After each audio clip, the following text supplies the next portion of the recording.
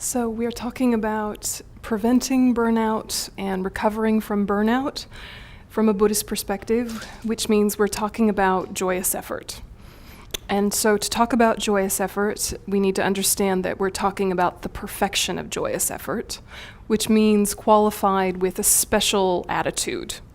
So what is the special attitude that makes it a perfection?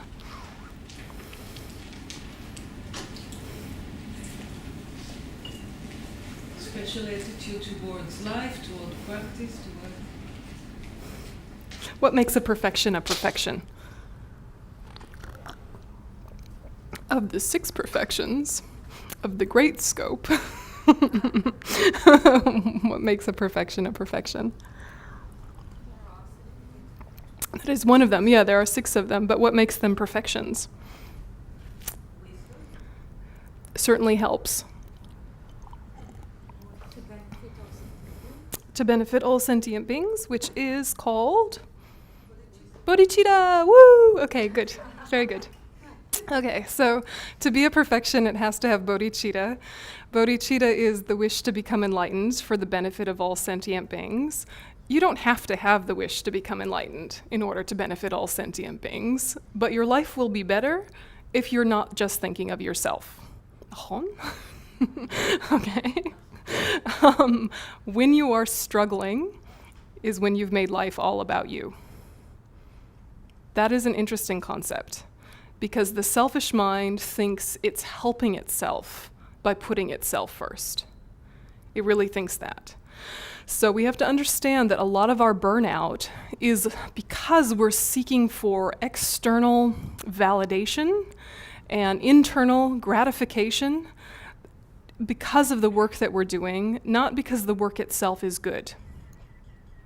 If the work itself is worthwhile, if the work itself is something that we believe in, whether or not other people notice doesn't matter.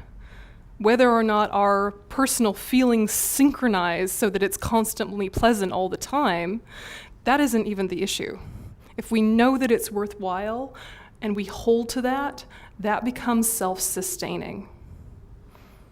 So what makes a sustainable worldview?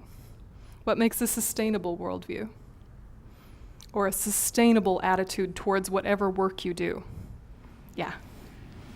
To treat it as an experience, first of all, and know that it's an experience that you have to go through. To treat it like an experience? And to attack it, with compassion and understanding that it's impermanent. To attack it with compassion? Yep, that's very symptomatic of your personality. Yeah, that's good. I will love you, damn it. Yeah, and to know that it's impermanent. Yep, this is a good sustainable worldview. Absolutely. Absolutely. We need to have a sense of what is useful for the greater good, what is useful for our community, what is useful for our family, what is useful, what is connecting, what is nourishing in life. And we already do know, but if we don't frame our work in those terms, we will hate our work. Yeah? If we frame our work in terms of ambition and self-gratification, that will have moments of great excitement and moments of great satisfaction, but they will be short-lived and on fragile ground, always afraid that someone is going to come along to take our position or interrupt the flow of our position or will criticize us in some way. If it's all about position and status, there is a fragility there, even if there are moments of hooray. Yeah? So what we have to look at is when we are burnt out, we might have good work for good reasons, but we forgot. We forgot the good reasons. When you have the biggest worldview, it is much easier to pace yourself, which sounds like a contradiction. Yeah? Pace. Decide how fast to go with it. Right. So it's easier to pace yourself if you're recognizing that what you actually want to achieve is something that is so far away and so insubstantial, there is no point sprinting and racing to get there. Otherwise, you will exhaust yourself before you're even halfway. Yeah, if you're thinking my greatest purpose is for every single living being to achieve their fullest potential for wisdom and happiness, you can immediately go, well, that's not going to happen anytime soon. Yeah? We just go out into the traffic and have a little look and go, yeah, all right, it's going to take a while, isn't it? Woo, look at that guy, yikes, right? We know it's going to take a while, which can make us slow down and figure out, how can I live in accordance with that worldview in my ordinary, regular life? How do I bring out the best in the people around me? How do I lift the conversation? How do I lift the work into something that is about connection and collaboration, not competitiveness? Because that's tiring. If it's fun competitiveness where everyone's on board and it's playful, that's another story. But I'm talking about normal, ambitious competitiveness, which can be really quite an assault. Yeah, and that's not the way that we really want to live. It will wear us out. Yeah, and we'll get to the end of our life wishing we'd spent more time with our family and less time in our silly ambitions. We wish we would have spent more time enjoying our garden rather than getting a fancy garden to impress the neighbors, for example. So, we've been talking about this for a few sessions, and now what we're up to is how to connect with contentment that becomes self-sustaining, so the actual ways of thinking that give you joyous effort. So the first two sections were, what do we want and what do we don't want? This last section is, how do we get it? So if you have your course materials, we're on page 13. And if anyone is wondering where the source material came from, it's the Joyous Effort section of the Lamrim Chenmo by Lama Tsongkhapa.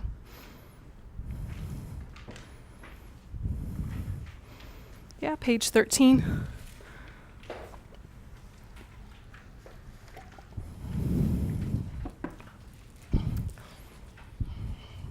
So when we look at these four attitudes, these four forces, or these four inner conditions that give us energy and joy, try not to get a punishing attitude towards yourself for not having them, okay? Don't think, oh God, yeah, of course, that makes sense. I'm so stupid. Not useful, right? Not useful, very natural, but not useful. What we're trying to do is kind of relax out of the tightness of worldly concerns. Yeah, when we have worldly concerns, they make our world very small and full of hope and fear of a neurotic variety. Yeah? So all of these thoughts are just sort of relax out of the trap of the worldly concerns to kind of release the mind into a more spacious attitude, which in and of itself is going to be a huge relief. Then what we actually do with that mentality can be incredibly productive in terms of the world as well as in terms of the spiritual path, both. Okay, you with me so far? How's the audio? Meh, meh. Coming and going? Okay. Yeah, shall I talk very loud? No, okay. Okay, so let's just introduce these and then we'll unpack them, okay? So these are ways to think, right? These are inner conditions which will give you energy and joy if you stick with them. If you just try it for a minute, it's not going to work. If you just intellectually understand how it might work, were you to think that way, it's not going to work. You have to actually think this and hold steady and see what happens with an open mind. Okay? So the first one is aspiration, which is to think of the benefits, wanting and seeing value of whatever it is you're doing. Now, what if what you're doing is stupid and you don't want to do it? How do you bring this quality to some sort of work that you have to do as part of your job or part of your family situation that you really don't see a value in, but if you don't do it, you're going to get in trouble at work? It feeds you, right, literally, and yeah. Yeah, you need money, you gotta eat, yeah? So you go, oh, stupid spreadsheet, fine, data entry, blah. All right, this is making me a sandwich. Right now I'm making myself a sandwich by typing in these fields, yeah? I'm feeding my cat, making a better life for my dog. This is all very important. Save, moving on, right? So you can frame it in that way. But you can also frame it in deep ways of how is the experience of impatience? What is the experience of feeling like I'm doing a job that is lower than my intelligence or lower than how I see myself? How does it feel to have pride triggered? Yeah, what is it like to not be interested in work? And to touch these from the framework of what is the human condition? Because these are all gateways or pathways to a deep type of empathy, which makes you a much more steady and patient friend, a much more patient and loving partner, and a better boss if you ever become the boss. Yeah? It really does. If you can actually not disassociate from your experience of boredom, if you can be present with your boredom, present with the feeling of your pride, annoyed that you have to do this stupid task that's so beneath you, if you can touch all of these things which are discomfort but can be seen as useful, then you're not wasting your time. So you can look at it on this immediate level, which is, I need to do it because I need to eat. That's enough to get me going. That is useful, right? Because it'll get you on with it, keep you out of trouble. But if you can make it even deeper, it can become even like a science experiment. Yeah, what happens if I bring this attitude to this stupid activity? What if I bring this attitude to this stupid activity? And you start experimenting with different mentalities with the same old thing and just kind of see what happens. What if I think about everyone else on earth who is doing something like this right now? I'm connected to them. Some of them are loving it because they are so grateful to have work. Some of them are hating it even more than me, right?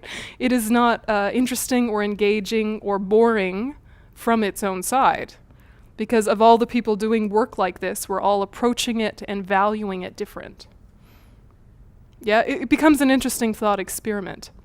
But it's when you are in the place of having to do work that you really don't have a lot of choice whether or not to continue with. You've made your choice, you are going to do this job for any number of practical reasons. So here you are. How do you make it nourishing rather than depleting? Yeah.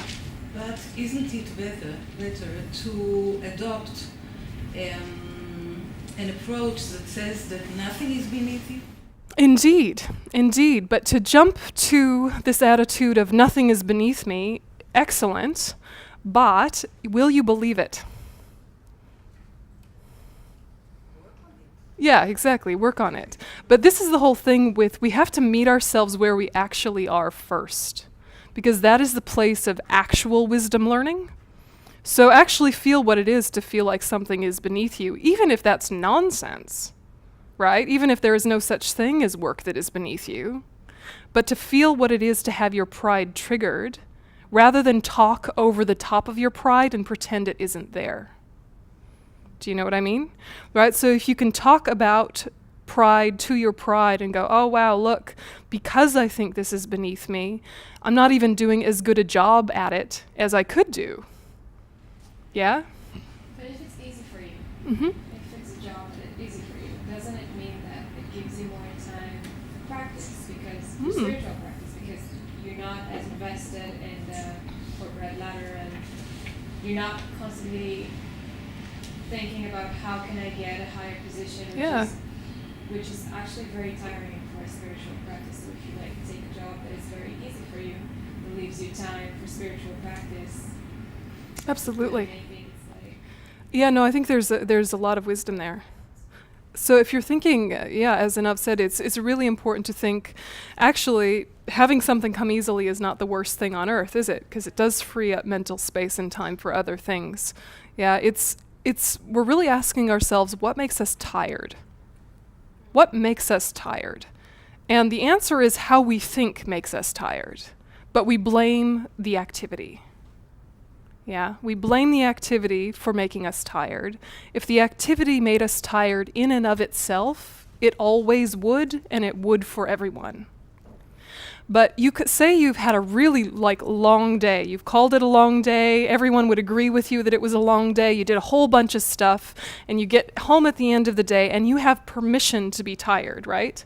You have permission to be tired, and no one's going to argue with you.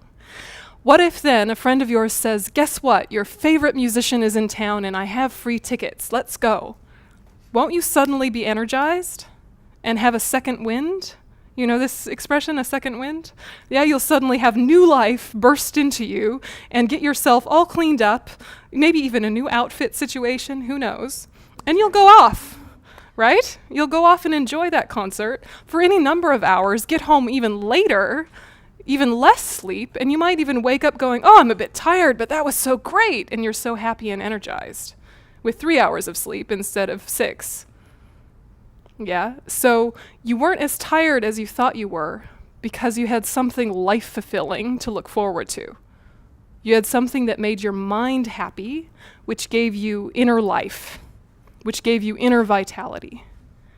So we forget this because when we get home at the end of the day, we have permission to be tired. And it's not wrong to be tired, and it's not wrong to rest. We're going to do a whole thing about resting. But it's, what are you saying to yourself? What are you saying to yourself that's making your energy levels slump and is interrupting the momentum of what can give you joy? These are questions we have to ask ourselves. Does that make sense? So a lot of these ways of thinking can get you out of the stagnation. One of them is what you were describing, is to think of how wonderful this job is easy. Now I have time for other things. Yeah? That's an excellent way of thinking to give you that life. But first sit with what seems to suck your will to live, right? What seems to pull you down into exhaustion. Yeah, what feels like beating your head against the wall when you have to do it. Doing things without involvement. Without involvement from others? Or without? Yep. Say more. Say more. Yeah, what makes it tiring? Doing something without a real involvement, Yeah. then you don't really do it. Yeah. Just So you're sort of halfway present. Yeah. it's, Yep. Absolutely. the level of energy is not dependent on the action, Mm-hmm. but on the intent. Exactly. Yeah. The energy isn't dependent on the action, it's on the intention, isn't it? Yep. So isn't it interesting that we already know a lot of these things, and yet we are still easily burnt out? Do you reckon? We know better, we do know how to think, but when we're in the middle of something that will lead to burnout, do we think differently on purpose? Or do we just kind of go with the habit? Habit is easy, right? That's why we call it a habit. Comes easily. We've done it so many times. To break a habit will take effort. Joyous effort. Because you think of what it will lead to. So when we say aspiration, we're thinking of the benefit of thinking differently. What is the benefit of thinking differently? Do we want to think differently? Are we able to think differently? You're not even thinking differently yet. You're aspiring to. So this first one is like the fuel cell for the rest. Yeah? And we forget that aspiration actually can charge you up. If we think of it the wrong way, aspiration can think, oh, I've been meaning to do this for so long and I still haven't done it. Aren't I a terrible person for having thought about doing this differently for so long and now I don't? Yeah, people do this around New Year's a lot, right? Okay, this year, this is the year I'm going to get in shape. This year, this is the year I'm going to get my finances in order. This year I'm going to fix the bathroom, right? This is the year, right? And then we sort of start, and then we lose energy, and then we forget, and then we don't want to, and then we don't, and then we feel bad about ourselves, and then the next year comes by. Yeah. But what if you were to not jump into action prematurely, if you just stayed with aspiration a little bit longer on purpose? Yeah? So say it's something like getting in shape. What if instead of saying, I want to get in shape, I'm going to get a gym membership today? What if you said, I want to get in shape, I'm going to just think about that for a while and not do anything about it? You sound crazy, right? But actually there's more wisdom in that. How about you just say that to yourself? This is what I'd like, and I'm not going to do it yet. I'm going to just think about it. Yeah? If you give yourself permission to stop and just be with why do you want to? What is it going to lead to? What would be different in your life if you did that? What would need to change in order for you to do that? It's creating the mindset to do Yep. it. You're not doing it just from the body, you're doing it also from the mind because you're premeditating. Exactly. Yeah, premeditation is the sort of thing that you need for aspiration, right? It's to plan it before you do it. Plan it before you do it. If you just jump into it, half thinking of it, you will lose energy for it. Yeah, you might find difficulties that you don't know how to tackle. Yeah, you'll find difficulties you don't know how to tackle, which you probably will find anyway, but if you anticipate a few more of them, you're more likely to continue. Because remember that a lot of our plans for self-development, for improvement, are based in attachment. And attachment always lies. Yeah, because it's based in exaggeration. So there will be a lot of energy at the beginning of attachment, and then it will fizzle and drop into nothing. Yeah, so if you're making a plan born from attachment, as soon as attachment doesn't get what it wants, it crashes into sadness or despair or anger. Yeah, either at yourself or the activity or any number of things around it, depending on your personality, but you'll be mad or sad. And it seems overly simplistic to put it that way, but look back into your life and see how that's been true. You wanted something really badly, you were super excited about it, you started it, it didn't work, and now you're mad or sad. Right? This is most of our plans. Right? Which is why we're so tired, right? We're so tired because we put all this energy into something without having sat with it long enough for the attachment to wear off.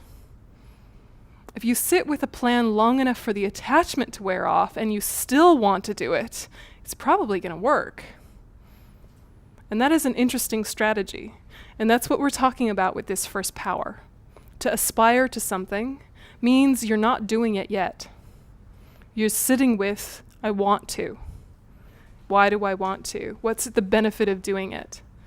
But there is something to be said for pausing, because attachment is too unstable to stick. Yeah, to stick with aspiration. Attachment hangs out in aspiration for a while, and then it has to do something, right? Aspiration has this real urgency. I have to do it now. So if you don't listen to that, it will run out of gas. And you'll sleep on it, and you'll think the next morning, all right, I still want to do that, but I'm not so excited about it now. You know that feeling? That's wisdom reasserting itself. Or I really wanted to do that yesterday, and now it seems like a stupid idea. Wisdom has reasserted itself. So it's just being a bit more conscious with the fact that this is how the mind works, so let's make it work for us. Questions on aspiration? Yeah. Yeah.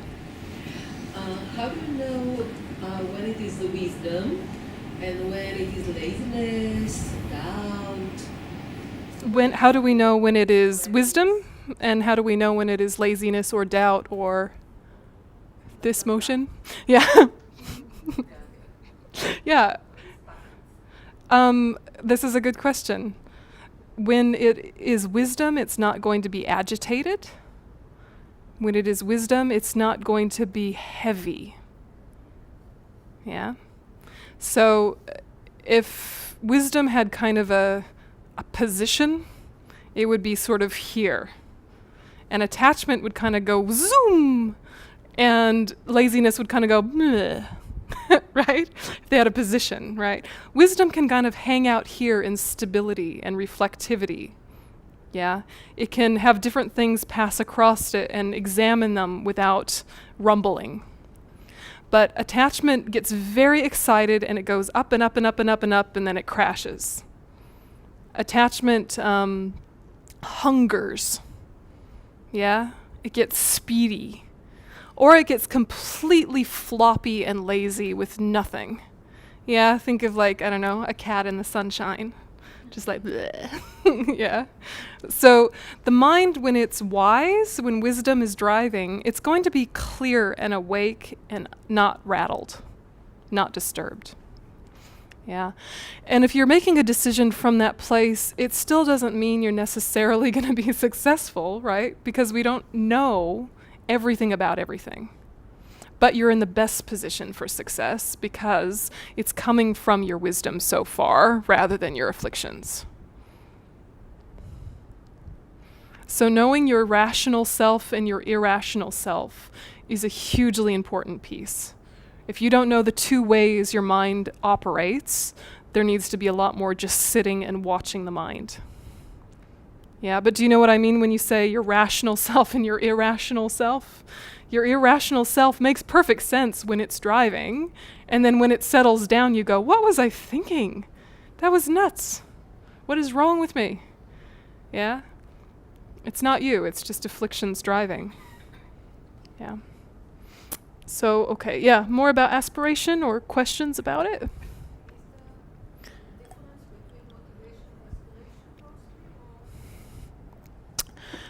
Aspiration is like what? Motivation is like why. What does inspiration fit in? Inspiration. Why, how, what will be? I'm excited, but not too excited. I don't know. How would you describe inspiration? Being charged? Came to my mind because Yeah. a lot of many times when I remember the guru Mm-hmm. and I don't really feel like doing it, but I'm saying, but I want to be like that. Yeah, Then inspiration. I get going. I want to be like that, like him. Yep. So focused, so content. Inspiration is triggered by an external figure that reminds you of your inner potential. Like that? Yeah. I think there's a lot to be said there, and there is a lot in the teaching about if you want to develop joyous effort, to think of people you look up to, because it will give you inspiration. I think in this context, inspiration just means energy for effort. Makes you want to even more. Yeah, so to have aspiration, you probably need to be a bit inspired. But inspirations can so easily get mixed up with attachment for us, right? Even with the guru, and the guru might be perfect and wonderful, but our approach to the whole relationship might be a little bit weird, and then disaster, right? Like we start making the guru into a parent, or into a partner, or into the soulmate we always wanted, and then it gets all gross and weird. Yeah, it happens, right? You know, and it happens all the time. So if the guru is younger, then you fall in love with them. If they're older, that you make them into your parent, and it gets all kind of tangled and yuck. Yeah, because it's all getting tangled with attachment. But if you can think of the guru as an abstract concept that lives on a couple of individuals, then you can kind of touch the guru-ness in any number of teachings and situations, and even in life itself, walking around, you can kind of feel, I am being taught and supported. And that's kind of what we're wanting to move towards, is that if you do have like a real guru, you know, with the qualities like ethics, with amazing, perfect ethics that you can rely on consistently, with qualities obviously superior to your own, that you've checked out for a number of years, hopefully. If you have someone like that who is your teacher, then they become like the model for what you're listening to in life. Does that make sense? So they're like the representative of the potential of yourself, but they're also what you're listening for in life. You're listening for support and guidance to reorient you onto your spiritual path. Then it can be a gust of wind. It can be a dog barking. It can be anything. Yeah. So it's an interesting concept to play with, because there's a very religious and a very mystical aspect of the guru, and then there's something that's actually very akin to what self-psychology would call a self-object, right? So those of you who know about psychology, right? There's something very interesting that's a bit more secular that you could think of, which is just a receptivity to wisdom, like an openness to wisdom. So then when there is wisdom there, you hear it, and it moves you back into the orientation you want to live by. So inspiration is a huge piece of aspiration, I think, for sure. Yeah. I think maybe if you could just, through the guru, just understand the benefits, and it just makes it a little less abstract. Yeah, I think you're right. Knowing a guru helps you understand the benefits. Yeah. Yeah. More calm because he's practicing. Absolutely. Not just like an idyllic idea of what it is to be calm. Yeah, knowing someone who actually has the qualities you seek really helps. It really helps, right? Super helps. Yeah, right. It helps heaps, as the Australians would say. Yeah, heaps. Yeah, she'd be right. Yeah. No, it's interesting, right? So I think if you can think about what does it mean to rely on a guru, it's so delicate because it doesn't mean it's their job to fix you, and it doesn't mean you're giving over free choice and free will. It doesn't become enmeshed with some charismatic leader. If they want all your money, don't give it to them. You know, cults bad, right? Cults are bad. But to be moved by someone is really helpful, and also is something that we have to be very careful with. And every culture has its own difficulties with the whole concept of a teacher. And they're kind of unique difficulties. You know, in Israel, generally speaking, you kind of go between, this is a huge generalization, but you kind of go between being incredibly rational and really good thinkers, debating and skillful and wanting to get to the logic, and then just like off with the fairies and like I'm one with the rainbows. So you can kind of go either way, right? And it's fascinating, right? And so in the spiritual path, the danger for us is that we don't get so rational that we miss the magic, and we don't get so magic that we miss the rational. Do you know what I mean? So every culture has its difficulties with this approach with someone you look up to. So far, and I've only been coming here a few years, that seems to be the Israeli style, either hyper-rational, so much so that it blocks all kind of amazing energetic experiences, or so about experiences that you forget rational. Do you think that's true sometimes? Middle way is better. Let's work on that. Yes? And you know, speaking of inspiration, of course, looking up to someone is great, but you can also be inspired from texts. Yeah. You read, you know, especially something that, you know, gets right in there, and it's a reminder to keep your inspiration. Absolutely. Yeah, So- texts really help. Yeah, I think you're quite right, especially if it's the text of someone that you've met. But even if you haven't met them, if they touched your heart, go back to it again and again, right? Go back to it again and again. Yep. What are things that have helped you have aspiration that has actually led to something in your life? Even just ordinary secular sort of things. When have you had that you really wanted something and then you actually set out and did it and accomplished it? When has there been follow through? What made that happen, that follow through? Yeah. You realized that you really wanted to do it. You have it in your mind for a long time, Yep. and then you decide this is the thing that actually all this time I've been not wasting my time, but now is the time to do it, and you do it. You thought about it long enough that it suddenly became clear now is the time. Yeah. Yeah. No, that makes sense. All of a sudden it's sort of the time came. Mm-hmm. We would say like the merit ripened. The time came, the merit ripened, or it came together. There's a lot of things that I've been thinking about for a long time that haven't happened yet, but I sort of get closer and closer to believing that they will. You know, like I always wanted to do a 3-year retreat. And in the beginning, I thought, gosh, when am I ever going to get 3 years where I just have space and time to do nothing but retreat? When I have money, when I have savings, when I have people to support me, when I have somewhere to be. And, but let's just put it out there. I would like to do 3-year retreat someday. And then slowly, you get like a weekend retreat. And you're like, oh, a weekend retreat happened. This is fantastic. There used to be a time where I thought I could never give up a whole weekend to meditation. Yeah.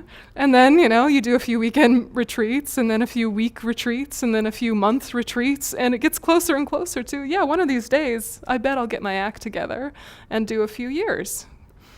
Just let us know beforehand. Yeah, it'll be great. Anyway, maybe we'll all do it together. Yeah. Sort of all the things that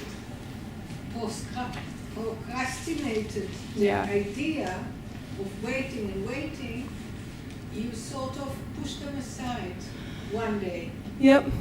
And then you say, well, today I'm going to do it. You finally overcome your procrastination. Your Yep. own. Yep. Putting off. Yeah, yep. Yeah, so can you articulate what has been the turning point between wanting to do something and actually doing it? What the turning point was? Was it just the amount of thought you put into thinking about it? Self-cherishing and ego. It was my self-cherishing will love this. I'm going to do it. Yeah. That's been a motivation for a lot of things. Yeah. Yeah, it makes sense. Self-cherishing often is our motivator. Yep. Yeah, or if I don't do it. Then how's my mind going to look afterwards? Yeah, that's a good point. What's the disadvantage? Yeah, absolutely. What's the disadvantage of if I don't do it? But I think, what you're saying is quite true, that so far in our life, what finally got us to do something possibly was self-cherishing. Not always, but often, like some sort of ego trip, right? I think I can do this. I wonder if I can do this. If I do this, people will respect me. If I do this, I'll make a lot of money. Yeah, I'd like to do this. I'd like to do this. Now I'm going to. Great. Right. But yeah, so far, often that motivates us. Not always, but. That's why it's very hard to find a legitimate motive. Really keeping up with something that pays off. Yeah. But there's been sort of things that maybe aren't negative, like, I don't know, you finally fixed the porch on your house. I don't know. Yeah, but then it's better not to share them because then it becomes self-cherishing. Interesting. It's better not to share it because then it becomes self-cherishing. Depends, right? But can you think of other things that help the turning point? Having like an openness. Yeah, that sounds like a really curious, open, unattached space when you think, let's just try. Let's just see what happens. Yeah, I think that's a really good mindset of I value it, it seems like a good idea, let's just see. It's the point when you don't care if you fail. This is an interesting point. Yeah, you don't care if you fail. Yeah, or not too bad. Yeah, I can take it if I fail. Yeah, that is a huge piece, right? Can you make peace in your mind with the worst conclusion before you even start? Sometimes that helps. What's the worst that could happen if I do this? And you're okay with that? Okay, start. Sometimes.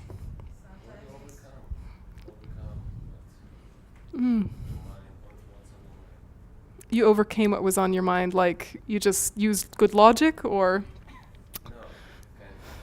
No, Yeah. it's a calm. Interesting. Just will. Your will overcame it. Yeah, that's interesting. And finding out if you really want to do it.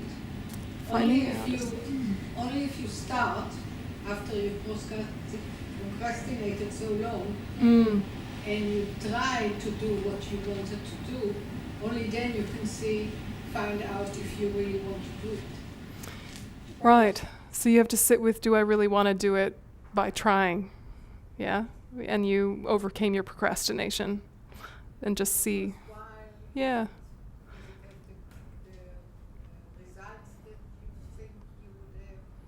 Yep. Does it have the results you think it would have? All that. I think it's interesting to just experiment too with if we procrastinate or if we put things off, sometimes is there wisdom in that? Do we sometimes put things off because we actually don't want to do them? Because they're actually not a good idea. And our wisdom knows that already. Yeah, because every once in a while we're putting something off that seems like a good idea, but we actually knew better the whole time, which is why we keep making excuses not to do it. Sometimes it's wisdom that's procrastinating, not just laziness. So knowing that place in yourself where your intellect says, oh, it'd be a good idea if I really should, and you just keep not. Yeah, sometimes that not is actually a place of some wisdom to look back into. Yeah. Fear. Yeah. Fear of what, do you reckon? What's the usual fear when you don't do something? Failure. Yeah. Yep. And what happens if you fail?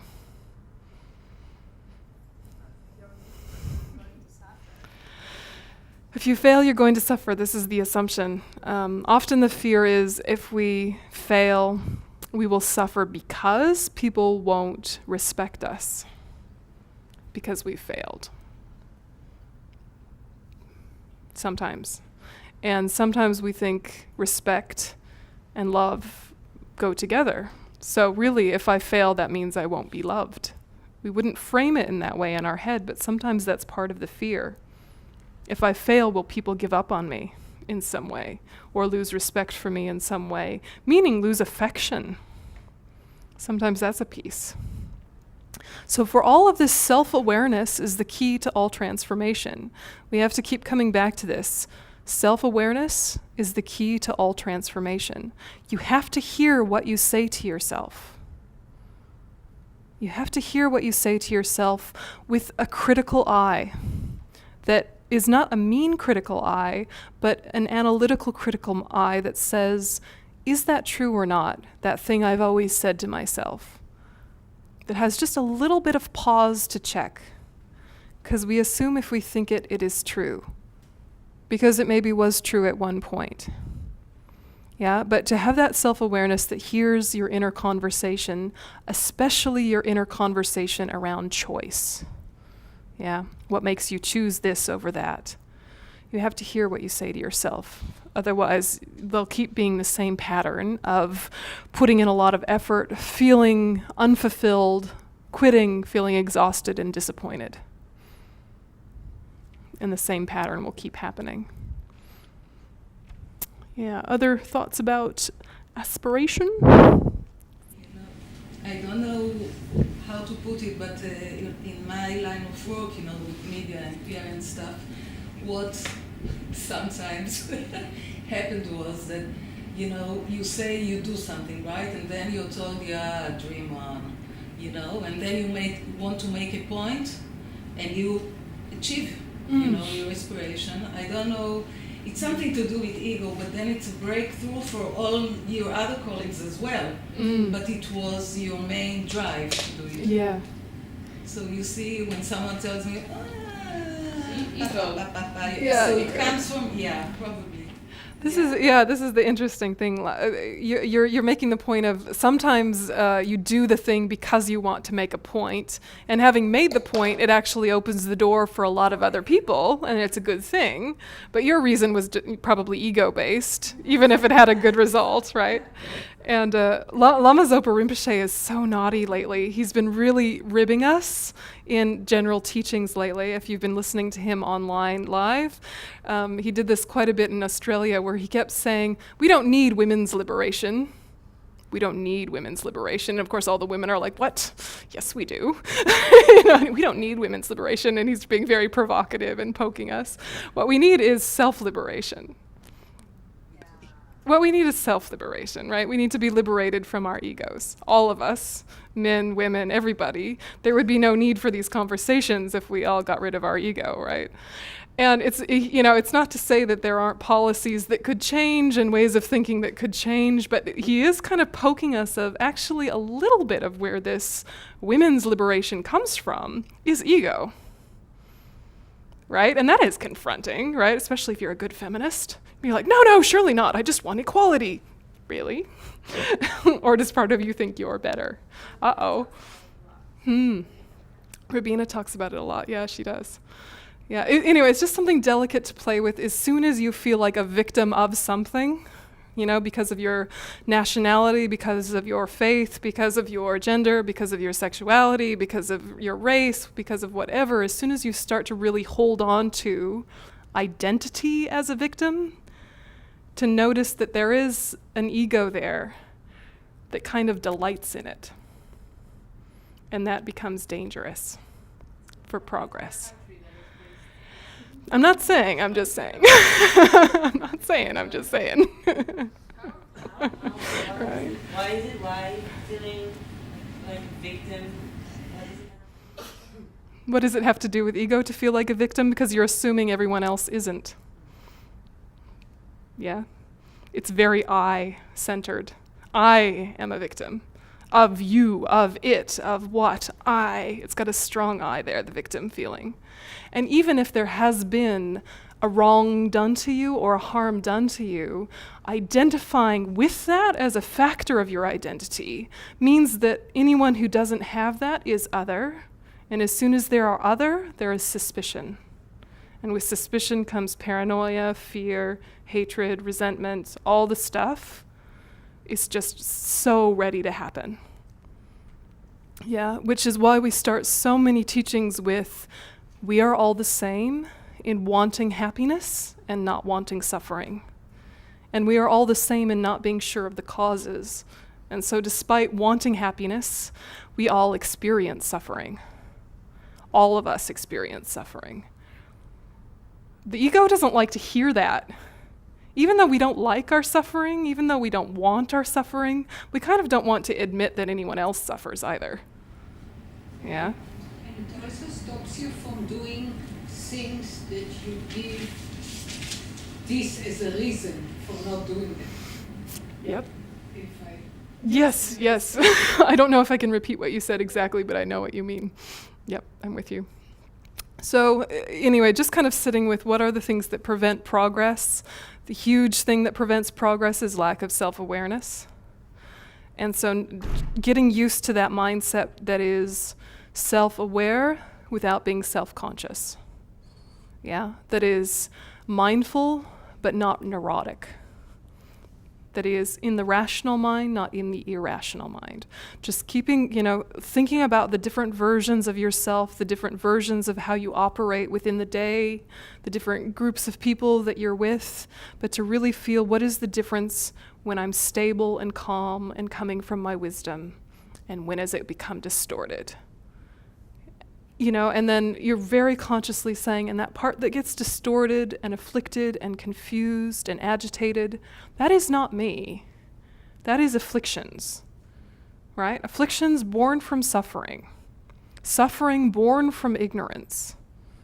Ignorance that everyone has. I am not bad, I'm confused.